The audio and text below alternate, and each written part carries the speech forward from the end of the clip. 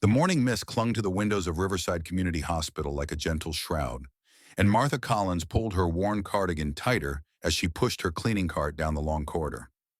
At 62, she had learned that life rarely handed out second chances, but here she was, grateful beyond measure for this opportunity to start fresh. The janitorial position at the hospital wasn't glamorous, but it was honest work, and after months of unemployment following her husband's death, honest work felt like a blessing. Martha had always believed that dignity could be found in any job, no matter how humble. She approached her cleaning duties with the same care she had once given to raising her three children, now grown and scattered across the country. Each room she entered, each surface she cleaned, received her full attention. The patients noticed her gentle demeanor, the way she would pause to straighten a flower arrangement or offer a kind word to someone who looked particularly lonely. Dr. James Mitchell, the hospital's chief administrator, was a man who prided himself on running an efficient operation. At 55, he had dedicated his life to the hospital, working his way up from a junior administrator to his current position. He was known for his no-nonsense approach and his ability to make difficult decisions when necessary. What most people didn't know was that beneath his professional exterior, James carried the weight of being a single father to his 15-year-old son, David, ever since his wife had passed away 3 years earlier. James had hired Martha after a brief interview, impressed by her references from her previous employer, a small office building where she had worked for nearly a decade.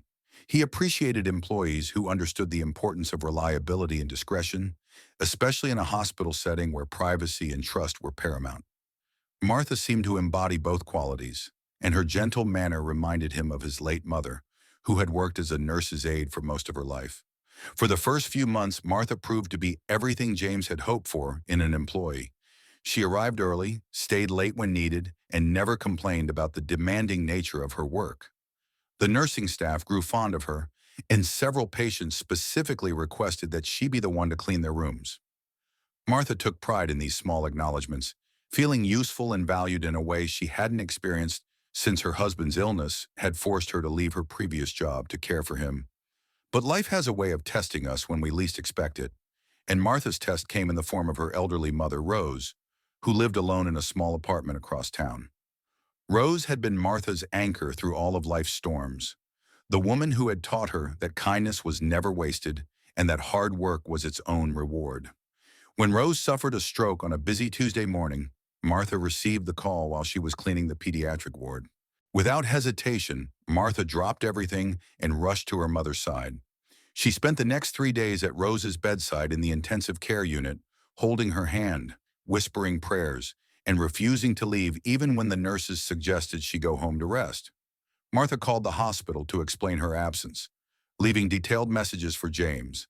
But in the chaos of hospital life, the messages somehow never reached him. When Martha finally returned to work, exhausted and emotionally drained, she was surprised to find James waiting for her with a stern expression. He had noticed her absence, and in his mind, had already formed an opinion about what he viewed as unreliable behavior.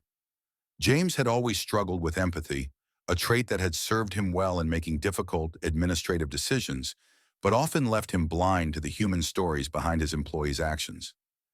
"Mrs. Collins," James said, his voice cool and professional, "we need to discuss your recent absences. This hospital operates on trust and reliability, and your unexplained absence has disrupted our cleaning schedule." Martha tried to explain about her mother's stroke, about the fear she had felt watching the only family she had left fighting for her life, but James seemed unmoved by her words. He had already decided that Martha was the type of employee who would use family emergencies as excuses, and her tearful explanation only reinforced his preconceived notions. "I understand that personal issues arise," James replied, "but in the future, proper procedures must be followed. Consider this a formal warning." Martha nodded, swallowing her hurt and disappointment. She had expected understanding, perhaps even compassion, but instead found herself facing doubt and suspicion. Still, she needed this job, and she was determined to prove that she was worthy of the trust James seemed unwilling to give. The weeks that followed were different. Martha could feel the change in James's attitude toward her, the way he seemed to watch her more closely, as if waiting for her to make another mistake. She threw herself into her work with renewed dedication, arriving even earlier and staying even later, hoping to demonstrate her commitment. But the shadow of suspicion had been cast, and Martha began to feel the weight of it in every interaction. It was during this tense period that something went missing from James's office. His leather portfolio, containing important budget documents and confidential hospital information, disappeared from his locked desk drawer. The portfolio had been a gift from his late wife, engraved with his initials, and beyond its sentimental value, it contained sensitive information that could not fall into the wrong hands. James was furious. He immediately called for a thorough investigation, questioning every employee who had access to his office. The list was short: the cleaning staff, his secretary, and a few senior administrators. As the newest member of the cleaning crew, and already under scrutiny for her previous absence, Martha quickly became the prime suspect. "It has to be her," James confided to his secretary Patricia, a woman who had worked at the hospital for over 20 years. "She's the only one who makes sense. New employee already had one incident of unreliability, and she has access to every office in the building." Patricia, who had grown fond of Martha over the months, tried to defend her. "James, I've watched that woman work. She's honest as the day is long. I can't believe she would steal anything, especially from you." But James's mind was made up. The circumstantial evidence, combined with his existing doubts about Martha's character, created a narrative that seemed clear to him. He called Martha into his office the next morning, his face grave with the weight of what he believed to be righteous indignation. "Mrs. Collins," he began, his voice heavy with disappointment, "I'm going to ask you directly. Did you take my portfolio from this office?" Martha's face went pale and her hands began to tremble. "Mr. Mitchell, I would never. I don't even know what portfolio you're talking about. I clean your office every evening, but I would never touch your personal belongings. I was raised better than that." The hurt in her voice was evident, but James interpreted it as the desperation of someone caught in a lie. "Martha, I want to believe you, but the evidence points in your direction. You're the only person who has been in this office alone recently, and given your previous reliability issues, I have no choice but to terminate your employment, effective immediately." Martha's world crumbled in that moment. She thought of her mother, slowly recovering from her stroke, depending on Martha's income for her medications. She thought of her own small apartment, the rent due next week, the grocery bills mounting up. Most of all, she thought of the trust she had placed in this job, in this man who sat before her with such certainty in his judgment. "Please," Martha whispered, tears streaming down her face, "I need this job. I didn't take anything from you. Please, just give me a chance to prove it." But James had already made up his mind. Security was called to escort Martha from the building, and just like that, her second chance was gone. She walked to her old car in the hospital parking lot, her few personal belongings in a small box, feeling more alone than she had since her husband's death. News of Martha's termination spread quickly through the hospital. While some employees accepted James's explanation, others felt uncomfortable with how quickly the situation had been resolved. The nursing staff, in particular, felt that Martha had been treated unfairly, but in the hierarchical world of hospital administration, their voices carried little weight. Meanwhile, at home, James was dealing with his own family crisis. His son David had been struggling in school, his grades dropping precipitously, and his behavior becoming increasingly erratic. David, once an outgoing and confident teenager, had become withdrawn and moody, spending most of his time alone in his room. James attributed his son's behavior to typical teenage rebellion, compounded by the lingering effects of losing his mother at such a young age. He had tried to be both father and mother to David, but his demanding job left little time for the kind of patient, understanding parenting that David seemed to need. What James didn't know was that David had been struggling with bullying at school for months. A group of older students had targeted him, perhaps sensing his vulnerability as a motherless child with a father too busy to notice his pain. The bullying had escalated from verbal taunts to physical intimidation, and David felt trapped and alone, unable to confide in his father, who always seemed so focused on work. The bullying had reached a crescendo in recent weeks. The group's leader, a 17-year-old named Marcus, had devised increasingly cruel ways to humiliate David. The latest involved daring David to steal something from his father's office as proof that he wasn't just a scared little boy. The dare had been issued in front of a crowd of students, and David felt he had no choice but to comply or face even worse consequences.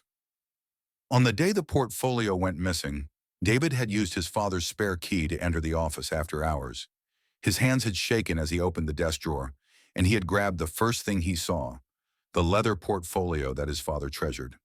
David had immediately regretted his actions, but Marcus had taken the portfolio and hidden it, promising to return it only after David completed more challenges. David had been living with the guilt and fear for weeks, watching his father's investigation unfold, seeing Martha's termination, and knowing that an innocent woman had been punished for his cowardice. The weight of his secret was crushing him, but his fear of the bullies was even stronger.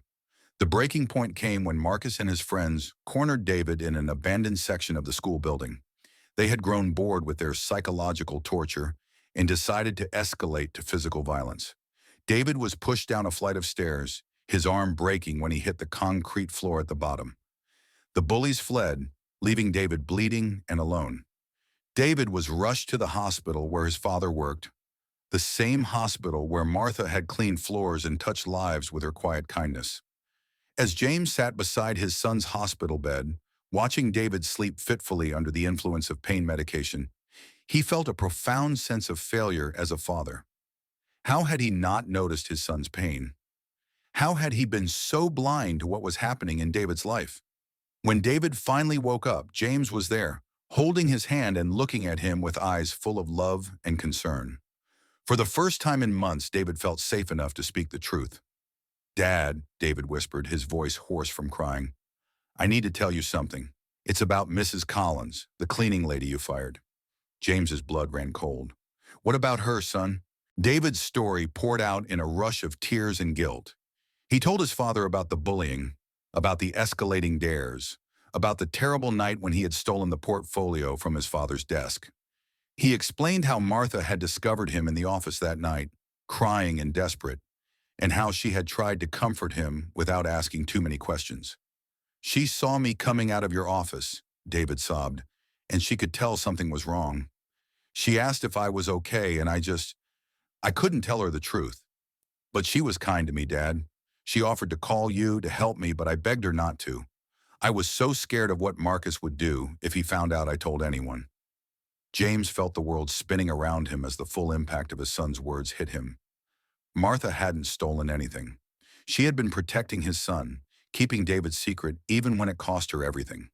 The woman he had judged so harshly, the employee he had dismissed so callously, had shown more compassion and understanding than he had ever demonstrated. "Where is the portfolio now?" James asked, though he already knew the answer mattered far less than the injustice he had committed. "Marcus still has it," David replied. "He said he'd give it back when I did more things for him, but I couldn't do it anymore, Dad. I couldn't keep hurting people." James felt his knees give way, and he collapsed into the chair beside David's bed. The magnitude of his mistakes washed over him like a tide. He had failed his son by not seeing his pain, and he had failed Martha by not seeing her character. An innocent woman had lost her job, her livelihood, her dignity, all because he had been too quick to judge and too slow to understand. That night, after David had fallen asleep again, James sat in the hospital corridor and called Martha's number. When she answered, her voice was cautious, probably wondering why the man who had fired her would be calling. "Mrs. Collins," James began, his voice thick with emotion, "I need to see you. I have something very important to tell you, and I owe you an apology that's long overdue." Martha agreed to meet him the next day at a small cafe near the hospital. When she arrived, James was struck by how much she seemed to have aged in the few weeks since her termination. Her clothes were slightly more worn, her face drawn with the stress of unemployment, but her eyes still held the same gentle kindness that had first impressed him. James began by telling her about David's hospitalization, about the bullying his son had endured, and about the terrible revelation that had changed everything. As he spoke, Martha's expression shifted from confusion to understanding to deep compassion. "That poor boy," she whispered, tears forming in her eyes. "I knew something was wrong that night when I found him in your office. He looked so frightened, so lost. I wanted to help him, but he begged me not to say anything. He said it would only make things worse." "You protected my son," James said, his voice breaking, "even when it cost you everything. You knew he had taken the portfolio, didn't you?" Martha nodded slowly. "I saw him leaving your office with something in his hands, and he was crying so hard. When you started investigating the theft, I put the pieces together. But that boy was terrified, Mr. Mitchell. He was more scared than I've ever seen a child be. I couldn't betray his trust, even when I accused you of theft and fired you," James finished. "Martha, I am so deeply sorry. I failed you. I failed my son, and I failed as both an administrator and a human being. You showed more integrity and compassion in protecting David than I showed in judging you." Martha reached across the table and placed her weathered hand over James's. "You were protecting your hospital, your employees, your patients. I understand why you did what you did, but thank you for telling me the truth. It means more than you know." James worked quickly to right the wrongs he had committed. He contacted the school administration and the police about the bullying ring that had tormented his son. Marcus and his accomplices faced serious consequences for their actions, including the theft of the portfolio, which was recovered from Marcus's locker. More importantly, James offered Martha her job back with a formal apology and a raise. He also arranged for the hospital to cover the costs of counseling for both David and Martha, recognizing that they had both been traumatized by the events of the past months. Martha's return to the hospital was met with celebration from the nursing staff and patients who had missed her gentle presence. She resumed her duties with the same quiet dignity she had always shown, but now there was an added warmth in her interactions with James. They had both learned valuable lessons about judgment, forgiveness, and the importance of looking beyond surface appearances to understand the full story. David began seeing a counselor who specialized in helping young people deal with bullying and trauma. Slowly, he began to heal from the psychological wounds that had been inflicted by his tormentors. More importantly, his relationship with his father deepened as James made a conscious effort to be more present and attentive to his son's emotional needs. The portfolio, when it was finally returned, seemed less important than it once had. James kept it on his desk not as a symbol of authority, but as a reminder of the day he learned that true leadership required humility, compassion, and the wisdom to admit when you're wrong. One evening, several months later, as Martha was finishing her cleaning rounds, she encountered David in the hospital corridor. He was there for a follow-up appointment with his counselor, and when he saw her, he approached with a mixture of gratitude and lingering guilt. "Mrs. Collins," he said, his voice stronger now but still carrying the weight of his experiences, "I never properly thanked you for what you did. You protected me when I didn't deserve it, and you lost your job because of me. I'm so sorry." Martha smiled and placed a motherly hand on his shoulder. "David, you were a frightened child who needed help, not judgment. I'm proud of how brave you've been in facing what happened to you. That takes more courage than most adults ever have to show." David's eyes filled with tears, but they were tears of relief rather than fear. "I'm glad you're back. The hospital isn't the same without you." "This is where I belong," Martha replied, looking around at the familiar corridors that had become her second home. "Sometimes we have to go through darkness to appreciate the light." As the months passed, the incident became a story of redemption rather than tragedy. James used his experience to implement new policies at the hospital designed to protect employees from hasty judgments and to ensure that all voices were heard in disciplinary proceedings. He also became an advocate for anti-bullying programs in local schools, sharing David's story as a way to help other children who might be suffering in silence. Martha's mother, Rose, made a full recovery from her stroke and became a regular visitor to the hospital, where she would sit in the lobby, reading to children in the pediatric ward. The three women, Martha, her mother, and James's secretary, Patricia, formed an unlikely friendship that enriched all their lives. David grew stronger and more confident with each passing month. He joined the school's peer counseling program, helping other students who were dealing with bullying or family difficulties. His experience had taught him that everyone carries invisible burdens, and that kindness can be the difference between despair and hope. On the anniversary of Martha's return to work, James organized a small celebration in the hospital's conference room. It wasn't an official ceremony, just a gathering of the people whose lives had been touched by Martha's quiet strength and David's courage to finally speak the truth.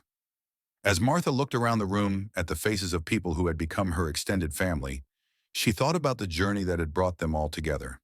The path had been difficult, marked by misunderstanding and pain, but it had ultimately led to a deeper understanding of what it meant to be human. "I've learned something important this past year," Martha said when James asked her to speak to the group. "I've learned that life isn't about avoiding mistakes or pain. It's about how we respond when those things happen to us. It's about choosing forgiveness over bitterness, understanding over judgment, and love over fear." She looked at David, who was sitting beside his father, both of them listening intently to her words. "David, you taught me that sometimes the bravest thing we can do is admit when we're wrong and ask for help. And James, you taught me that good people can make bad decisions, but what matters is what they do afterward to make things right." James stood up, his eyes bright with unshed tears. "Martha, you taught me that real leadership isn't about being right all the time. It's about being willing to listen, to learn, and to change. You showed me what grace looks like, even when you had every right to be angry." The gathering ended with hugs and promises to stay in touch. But for Martha, James, and David, the real celebration was in the knowledge that they had found their way back to each other and to a deeper understanding of what it meant to be a family, not just by blood, but by choice and compassion. As Martha walked to her car that evening, she passed the hospital's chapel, where a small sign by the door read, "All are welcome here." She smiled, thinking that the same could be said for life itself. All are welcome, with their mistakes and their pain, their fears and their hopes. What mattered was not the perfection of the journey, but the love and understanding we showed each other along the way. The story that had begun with suspicion and ended with trust became a testament to the power of truth, the importance of second chances, and the healing that comes when we choose to see each other not as strangers to be judged, but as fellow travelers deserving of compassion and understanding. In the years that followed, Martha continued her work at the hospital, touching countless lives with her gentle presence. David grew into a confident young man who used his experience to help others, and James became known not just as an efficient administrator, but as a leader who understood that the best decisions are made with both the mind and the heart. And sometimes on quiet evenings, when the hospital corridors were empty, except for the soft sound of Martha's footsteps, she would pause and remember the night that changed everything. The night when a frightened boy's secret led to a lesson in forgiveness that transformed them all.